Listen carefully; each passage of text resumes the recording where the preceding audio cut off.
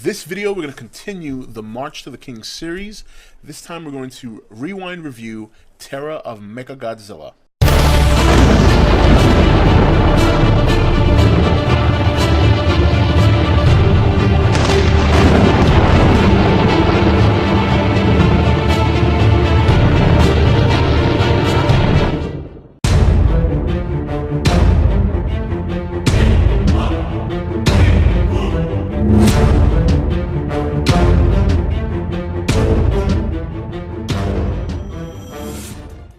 Okay guys, welcome back. So Terror of MechaGodzilla, the sequel to Godzilla vs. MechaGodzilla, basically picks up almost where the last movie leaves off. The Interpol agents are searching for the remains of the wrecked MechaGodzilla.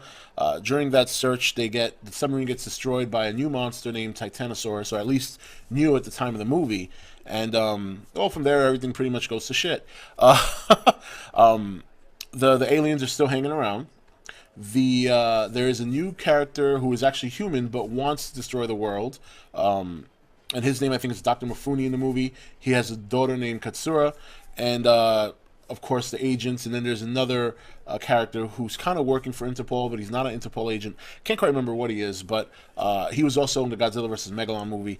This movie was very, it wasn't successful financially or at the time when it came out, but I thought the movie, while not better than Godzilla vs. MechaGodzilla, I thought it was good. I thought it was okay. The thing of it is, I love to see MechaGodzilla. That suit is so epic, in my opinion, that even today you could use that suit or use that design and reimagine it in CGI, and I think it's still the best one they've created out of all the MechaGodzillas, all the Kiryus, or whatever you want to call them. I think that's just the best suit, bar none. That's my opinion.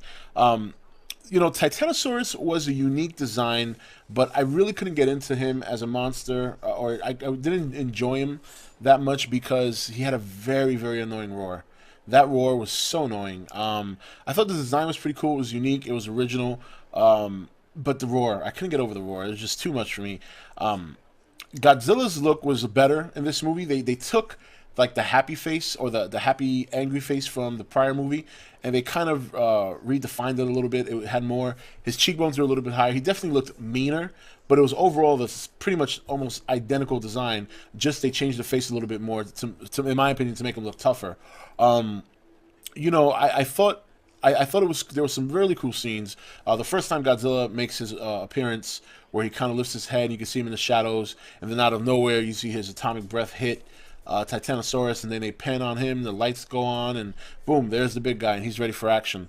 It's funny, the guy that I was referring to in the alien that I was referring to in Godzilla vs. MechaGodzilla, the one who I said was suave because he was drinking the wine and having the cigars and talked very pleasantly and had a very smooth Casanova-like swag to him.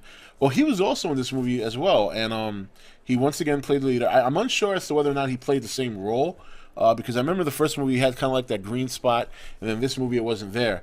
But man, that guy's got swag. Even in this movie, he's not as, he's not doing the whole wine and cigar thing. But that guy, I'm telling you, man, he's like the Japanese version of the Dos Equis guy. Like I could sit there,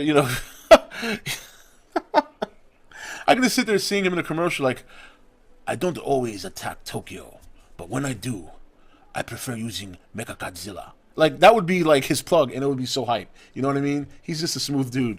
But, so anyway, there's the girl, Katsura, is a cyborg.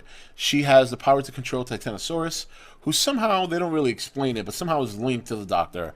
And the aliens and the Doctor have collaborated to bring the world to its knees so they can rebuild it in their image. Basically, Interpol and Godzilla unofficially team up to, put a stop to that. And, Godzilla, I like the idea that he was fighting two monsters, and it really, really showed his power, and it really showed his resolve. But he got his ass kicked a little bit in this one. He really did. The whole Titanosaurus, plucking his mouth and punching him in the air was a little bit okay. But, I mean, what I thought was cool is when the second time he appeared, which was to fight both of them at the same time, it's like, it was so cool. Like, he first looks at MechaGodzilla, and he's like staring him down, and then he's trying to get to him, and you see like Titanosaurus blocking him, kind of saying like, you got to get through me before you get to him. And so that was pretty cool. And then finally later on, when Godzilla gets his chance, he just starts wailing on MechaGodzilla. Uh, the scenes where Titanosaurus and MechaGodzilla are destroying the city was kind of like, it was kind of weird because MechaGodzilla would do all the destroying, the missiles, the I-beams, and all this kind of stuff. And then right after he destroyed like a certain part of the city, Titanosaurus would basically turn around and clean up. So Titanosaurus was like the janitor, while MechaGodzilla was the one making the mess. It was kind of weird how they set that up. But, this movie was, for that time, the end of the series. It didn't do well. They decided to shut down for a while. They never said they would not make a movie, but they kind of took a break from doing it. And then later on, that's when we got Godzilla in 1985. The story was your typical alien controlling the monsters deal, which we've seen plenty of times. And I think at this point, a lot of people probably thought it started to get old. Maybe that's why it didn't succeed so much. I figured, excuse me, I got a cold. I figured with the uniqueness of MechaGodzilla at the time, it would have, just for that, would have done well. But I mean, I think over time it's gotten better. I mean, the first MechaGodzilla is the best one in my opinion, but this one wasn't too bad. Titanosaurus was a little bit annoying. MechaGodzilla, I don't feel we got to see him enough like we did in the first one. And Godzilla basically showed up twice. He showed up to fight Titanosaurus, and then he showed up to fight both of them. So I think that made the movie suffer as well. I think the storyline was old. It was your typical control the monsters by the alien storyline. An introduction to a new monster who I don't think a lot of people would gravitate towards. While I might think the design is unique, a lot of people probably didn't, and that roar was just too much for me to bear. I just couldn't deal with it. But overall, look, it's not one of the best ones of the franchise, but it's definitely not one of the worst. It has one of my favorite enemy kaijus, which is MechaGodzilla. That suit design is so epic in my opinion. I love that suit design. And this was the end of that.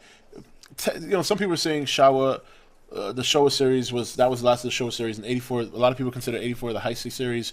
According to what I read here, the '84 movie is actually part of the Showa, but you say tomato, I say tomato. I guess the fact of the matter is that at that point we wouldn't see another movie for another 9 years. And with that said, next Wednesday we will continue the March of the King series. We are going to review Godzilla Returns, or some of you know it as Godzilla 1985 or 1984, and that's going to be a lot of fun. That's actually one of my favorite. I have one of my favorites, but that's probably one of the top, definitely in my top 5 of favorite Godzilla movies, because they really switched the tone back to what it should be, which was dark. But we'll get into that movie next week. So Terror of MechaGodzilla, overall, look, it's not the greatest one in the world. It's a redundant plot. An annoying new monster. Godzilla's not around very much. MechaGodzilla's not around very much. But it's still fun when they're all together fighting. It's still very fun to watch. And hey, it's Big G, and you get to see him do his thing in this movie against 2 monsters. So sometimes, some people, that's worth the price of admission alone. So, but anyway, guys, that's it for this review. I hope you enjoyed it. Stay tuned for next week when we continue the March of the King series and we do Godzilla 1985, aka Godzilla's Return. Take it easy, and I'll see you next video. Hey guys, welcome to Entertainment Talk Nation. I'm your host Rob. This video we're going to continue the March to the King series. This time we're going to rewind review Terror of MechaGodzilla.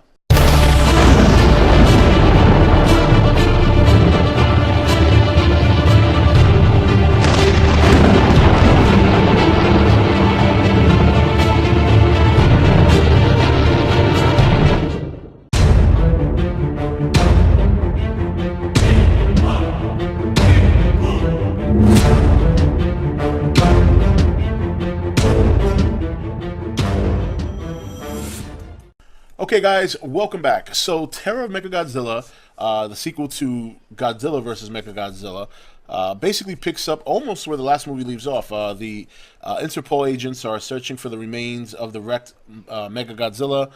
During that search, the submarine gets destroyed by a new monster named Titanosaurus, or at least new at the time of the movie. And from there, everything pretty much goes to shit. The aliens are still hanging around. There is a new character who is actually